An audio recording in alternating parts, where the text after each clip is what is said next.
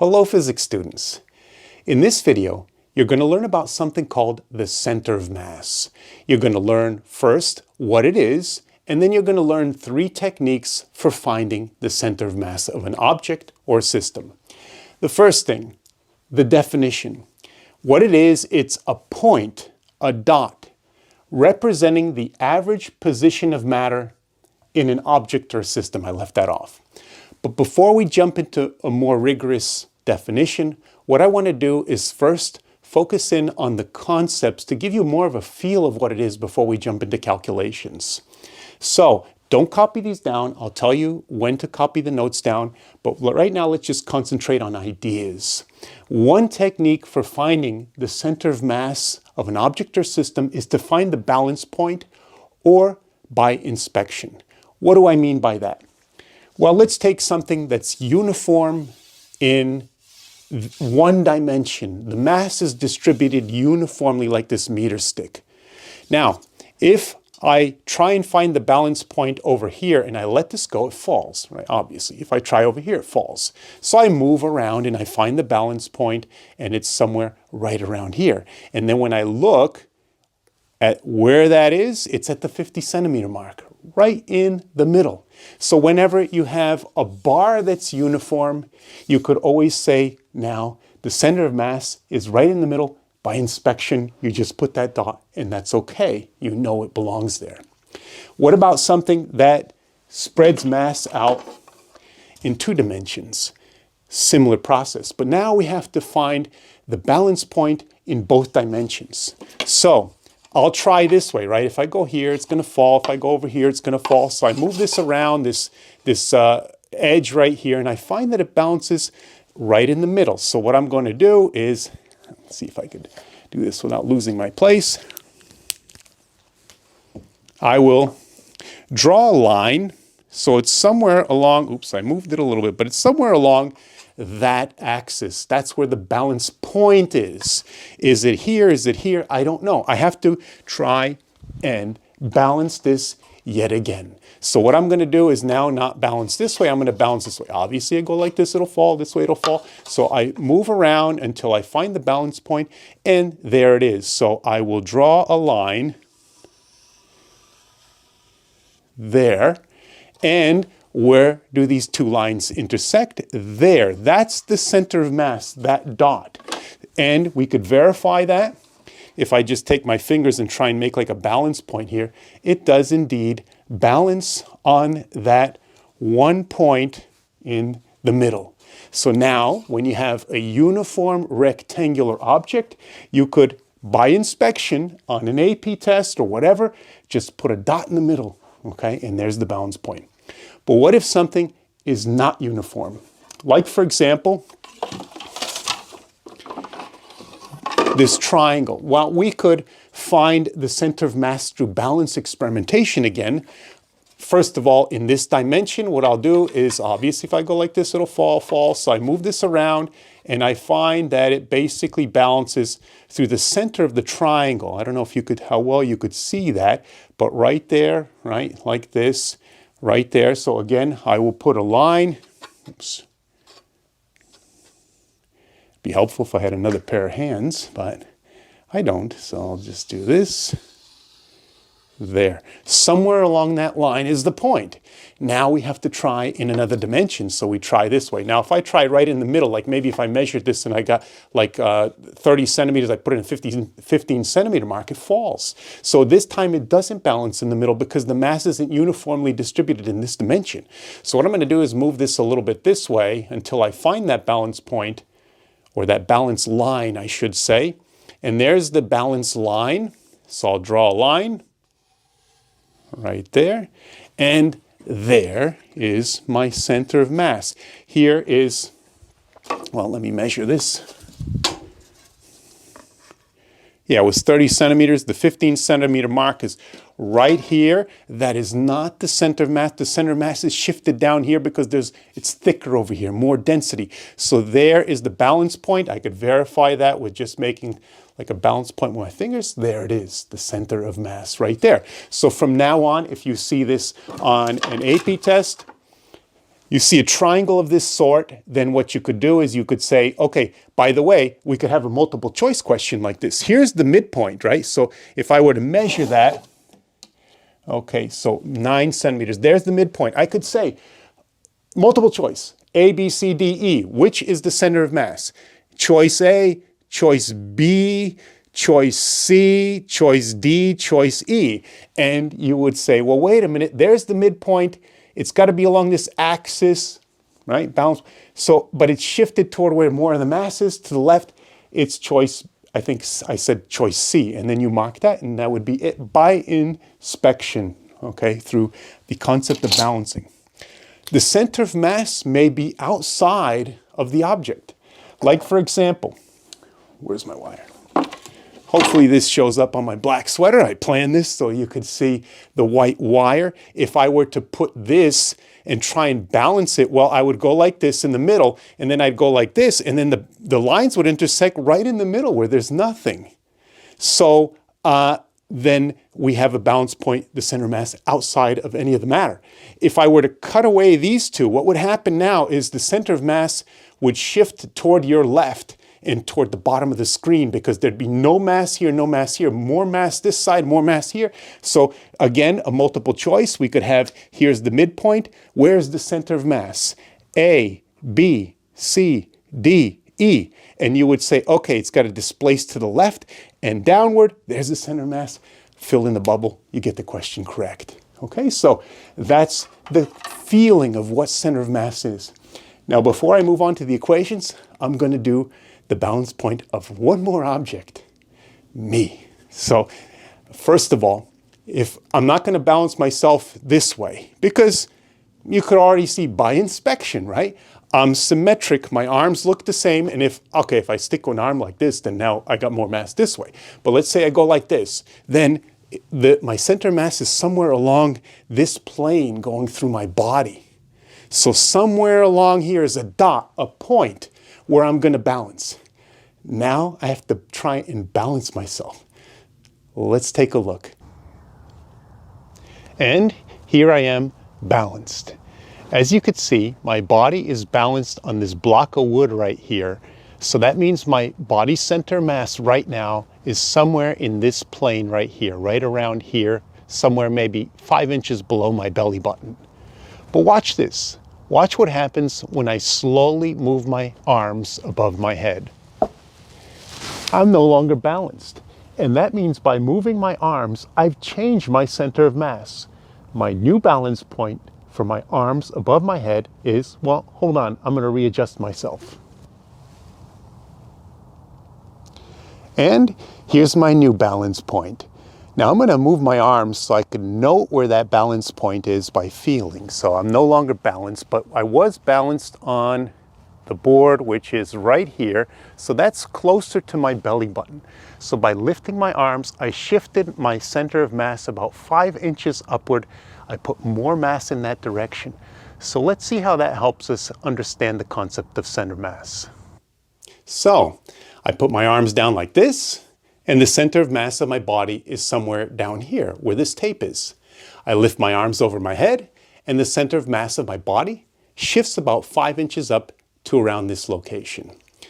By the way, before I move on, I just want to point out that this is one of the reasons why the motion of certain athletes like gymnasts, high divers, figure skaters, maybe even cheerleaders, it's one of the reasons why they undergo such beautiful and complex and fascinating motion as they're moving around. Because when they're moving around in the air, they're doing something far more dramatic than just moving their arms up or down. They're twisting their body, turning into little balls, making different shapes, stretching out, all while flying through the air, shifting their center of mass, creating these beautiful and complex motions. And sometimes even, as I said, the center of mass goes out of their body, into their body, and we see all these beautiful motions. Now, what the example showed in even more dramatic fashion, I think, than some of these, is that the location of mass affects the center of mass. So it's really about the not just the mass you have, but also where it is. Which brings me to one of the formulas, the second technique for finding center of mass, this formula right here. X center of mass equals x1 m1 plus x2 m2 plus the x times m of all the objects in the system all over the total mass on the bottom. By the way, why don't you go ahead and copy this down, and also this, I didn't give you a chance, so let's take a little pause, copy these notes down in your notebook. Okay, now this formula may look intimidating, but it's no more complicated than finding the average in your physics class at the end of the year, which you understand how that's done. So let's take a look. Let's suppose in an example, you get hundreds all year on, let's say there are 10 tests. On 9 of them, you get hundreds. And then the last one, maybe you skip out on it and you get a 0 on it. What's your average for the year? It's not 100 plus 0 divided by 250, right? If I gave you that, you'd complain, hey, I got 90s all year. What you would do instead to correctly calculate the average is at the 0 score, you had 1 test. So then at the 100 score, you had 9 tests. And then how many tests did we have? We had 1 with a 0 and we had 9 that were hundreds. So then what you would do is you do 0 times 1 plus 100 times 9, giving us 900 in the numerator, divided by a total of 10 tests. 900 divided by 10, your average for the year would be a 90, an A minus. So that makes sense to you.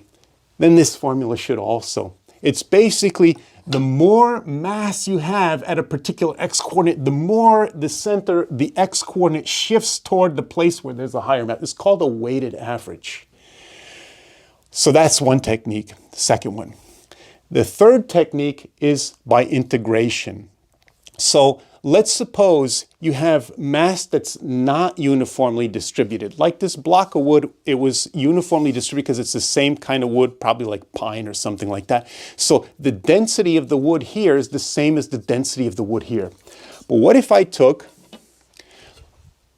dry wood like this and I took some water and I stuck this in the end here, and I let the water absorb in the end? Now the density would vary, and we're going to look at that example later in more detail, but there'd be more weight here because of the water. I'll talk about that later.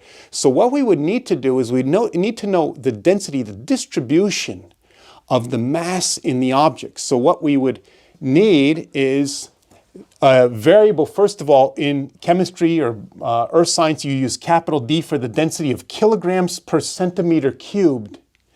But now what we're going to do is we're just going to keep it a little simpler, because you could do 3 dimensions, but that's a lot more difficult. We're just going to think in 1 dimension, what's the kilograms per meter? If I take a slice of the wood here, what's the kilograms per meter here versus, say, a slice here? Maybe there's more kilograms in this little slice, so there's a certain lambda function, maybe xx squared or x cubed. We'll, again, do an example later. The first thing you need to do is figure out the mass of the bar. You could find the mass of the bar with this expression. Now again, what does integration mean? Well, this is the kilograms per meter, and this is the meter of a tiny slice. So we would say the kilograms per meter times a small, like millionth of a meter, like a short length.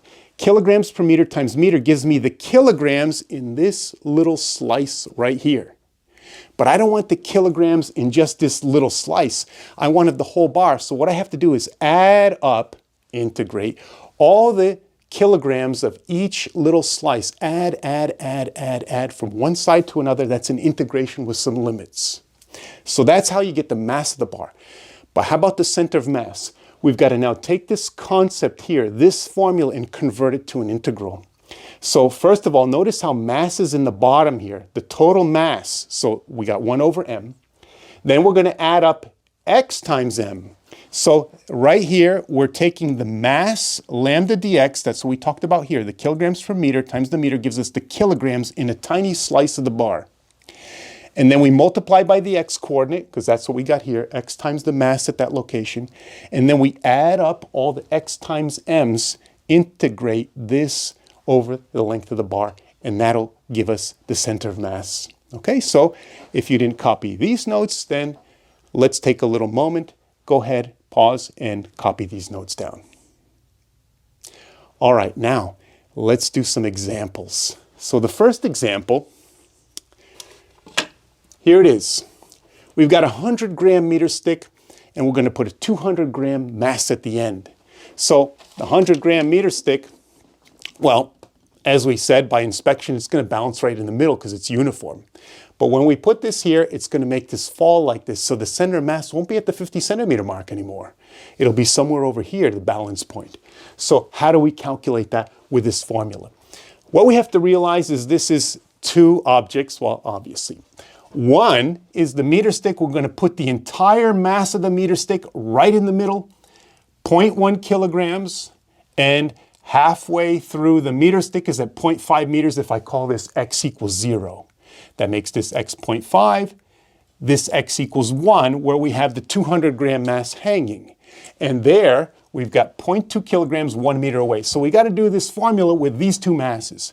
So, like always in physics, and in labs, and in tests, you always start by writing the formula out. There it is. We write it out for two objects.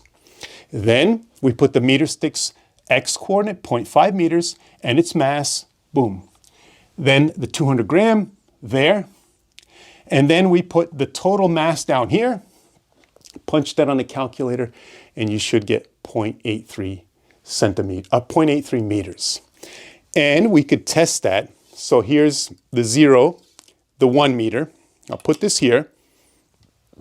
Middle, it doesn't balance. So I'm going to just kind of experimentally find this balance point somewhere around here.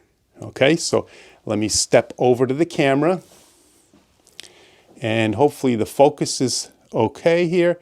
Let's turn, and you see 84 centimeters. All right, so maybe the meter stick wasn't exactly 100 grams, but basically it works out pretty close to that center of mass. All right, well, if you need a moment, go ahead and copy those notes down. All right, two more examples. So, let me make some room.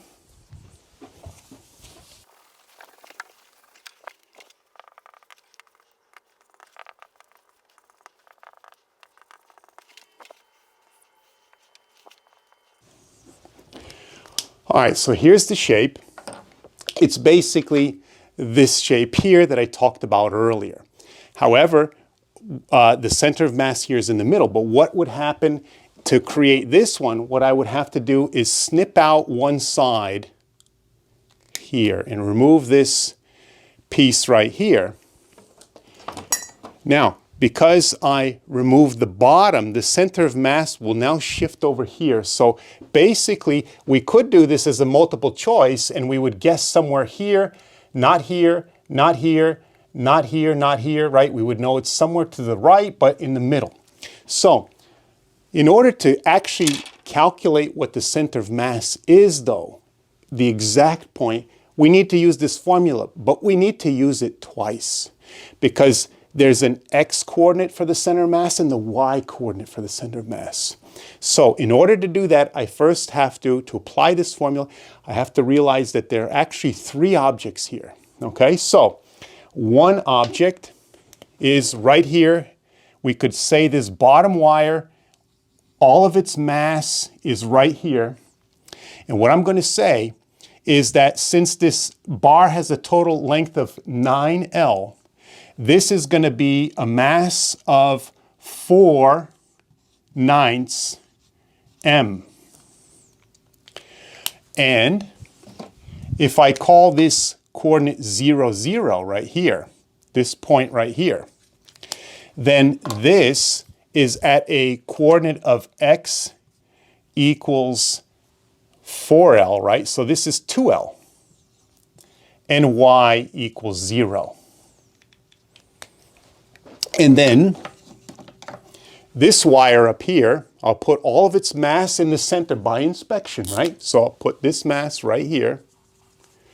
And it is also 4/9 of the total. So its mass is 4/9 m, just like this one here. It's also at an x coordinate of 2L, but this one's y coordinate, well, if this is 0, it's up L. And the third wire is right here. We're going to put its center, let's see, maybe blue will work out. It's a mass of 1/9 of the total because 9 parts, 1 here. So this is 1/9 m. It's at an x coordinate of 4L, the whole wire to the right, x equals 4L. And the y coordinate is up half the length here, or L over 2. So there are the pieces, the 3 masses and where they are. Let's start with the y. So here we are, y center of mass equals y1 m1 plus y2 m2 plus y3 m3. There, I took that formula and I turned it into a y formula instead of an x formula. Let's plug in the details.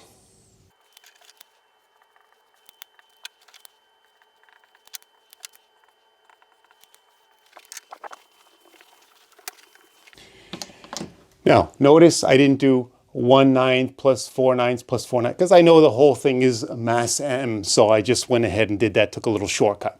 So this term is 0.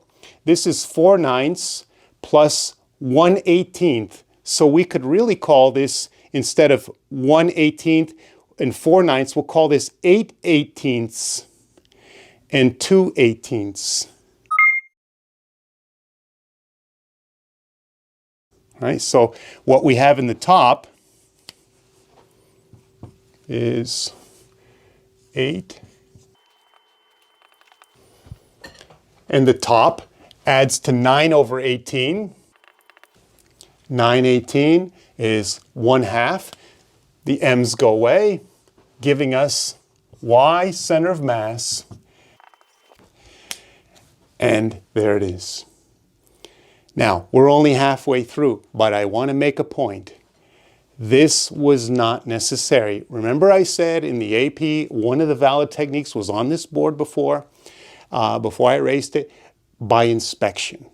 And you could look at this and write this answer without any of that calculating, just by saying, well, wait a minute, we've got equal mass here and here. It's the center of mass is somewhere along this line right here, halfway up in terms of the variable L.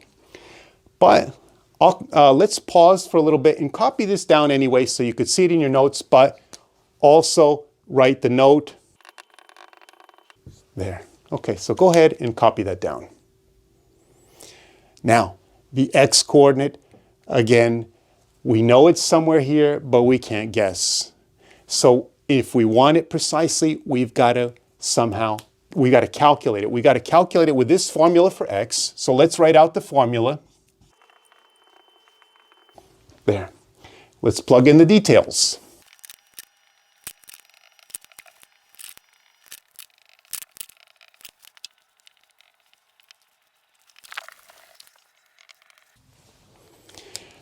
So there it is. So let's take a moment, copy these notes down. Now, by the way, I just want to point out right here, the 3 objects here, here, and here, plugged in x coordinate mass, x coordinate mass, x coordinate mass over total mass, and then the rest is details. So let's take a moment, go ahead and copy those notes down. And now, our third and final example. Are you ready for a little calculus? Let's take a look.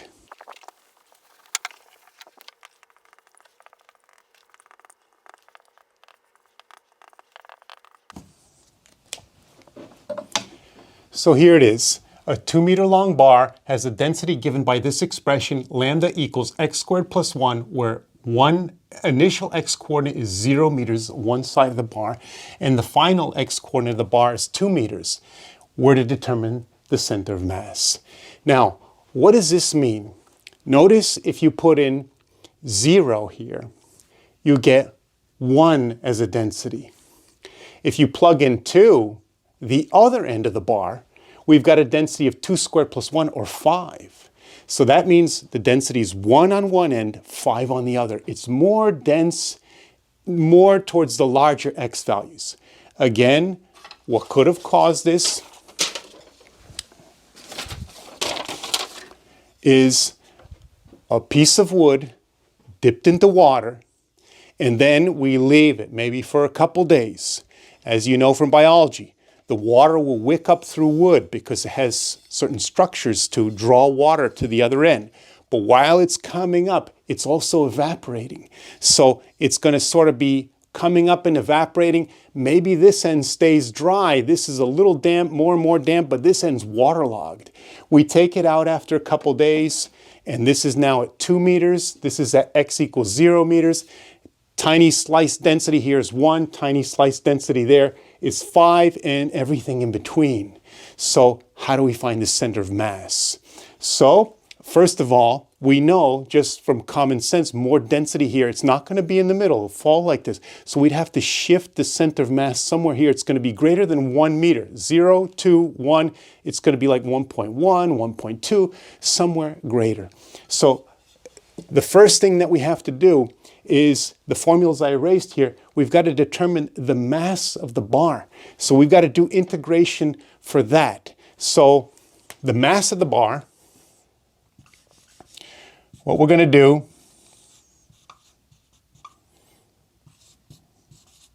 is use this formula. Remember, I always say the logic of calculus is important. Don't just blindly use these formulas. You understand them, it's going to serve you not just in physics, but later in life. Maybe if you studied economics, then you'll learn how to analyze the stock market with calculus or something like that, if you know the logic. This is the kilograms per meter of a tiny slice dx. The kilograms per meter times the meter, the length of that slice, gives me the kilograms in this tiny little slice of the bar, somewhere along the length of the bar. We don't want the kilograms of that slice, so we got to add up all the kilograms of all the slices. We got to integrate from one side of the bar to the other. Kilogram plus kilogram plus kilogram. Add them all up, you're going to get the total kilograms in the bar. So let's now plug in the details. So here it is. You see 0 to 2, that's where the bar is, starts at 0, goes to 2. Here's our density, here's our dx. Now we integrate. You should be able to do this. You should know how to integrate this. We add 1 to the exponent and we divide by that exponent. And then this is just dx, which integrates to x to the 1 power. And we could say divided by 1, but we won't even write that. So then we evaluate that 0 to 2. Remember the notation, how important it is. You lose credit, right? If you leave this dx off and this bar with the limits, don't put another integral sign here. Anyway, let's plug in the limits.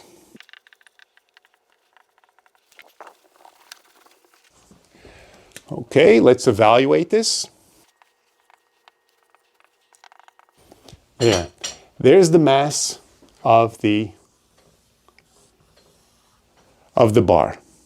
Ran into my little home gym equipment here. Okay, so there. Now, we're going to use that in the next formula for the center of mass. Remember, it's like that x times m converted to an integral. So here it is. Again, 1 over the mass, and then x times m of a tiny slice. So we slice this in our imagination, and we see this dx. We multiply by the lambda there. That gives us the kilograms in this little slice. Multiply the kilograms times the x coordinate it's in, and then add up the x times m for all the bar. That's the integration, and then divide by the total mass. So the formula makes sense if you understand the previous formula. Let's plug in the details and solve.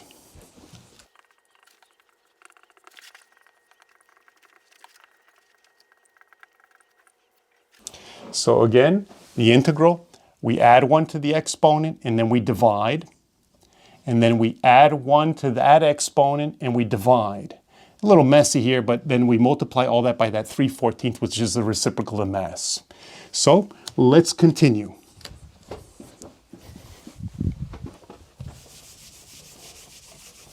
By the way, let's take a moment, if you need it, to catch up with these notes. Go ahead and copy these down now. Okay, let's continue with plugging in the limits.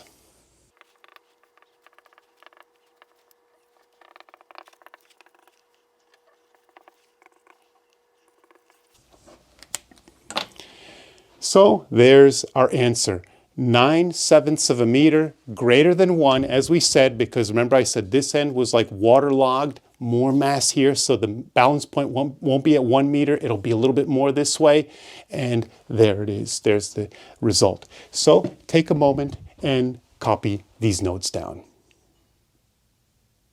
All right, so that's the center of mass.